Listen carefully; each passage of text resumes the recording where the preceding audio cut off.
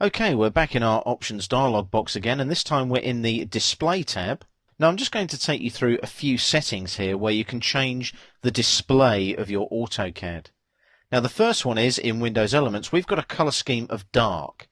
I can change that to light. So if I click on light there, and I apply that now, I click on apply, watch the screen, and you'll see it goes to that grey colour. Can you see that there?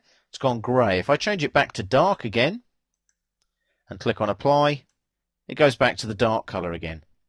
Purely a cosmetic setting, but it may be that you prefer the light colours to the darker colours. It all depends on personal preference. Now you'll notice around the edge of the screen here at the moment, I don't have any scroll bars. If I tick that box there and click on apply, there's my scroll bars. You can see them there with the arrows. I don't tend to use those, so I'm going to untick that and hit apply again.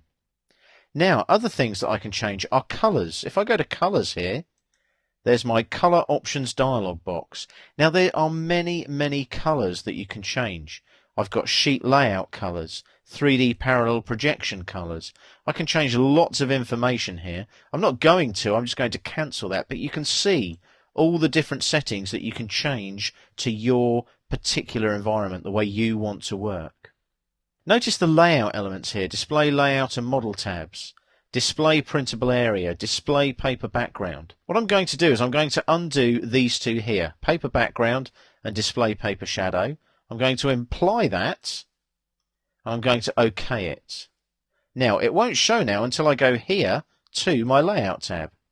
Now you'll notice, look, there's no paper shadow. There's no actual paper, it's just white behind it now. It's the same with this layout here. So if I now go back to the model here, and what I do now is I'll right click and go to options, and I'll switch those back on, paper background, paper shadow. I'll apply that and I'll OK it, and as you can see, paper background, paper shadow. It looks much more like a sheet of paper if you apply the background and the shadow. It actually helps you visualize your new drawing in your layout tab too, you'll notice. It does tend to help.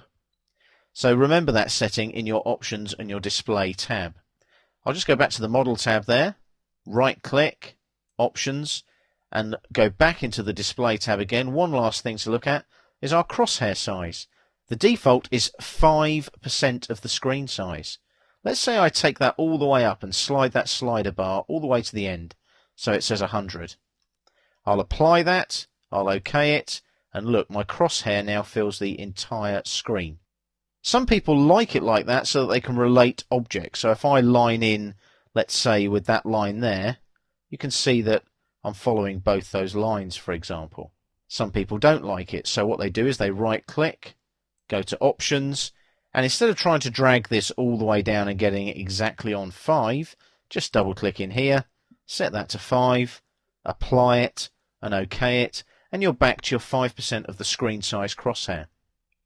So as you can see there, lots and lots of changes can be made using the display tab in the options dialog box.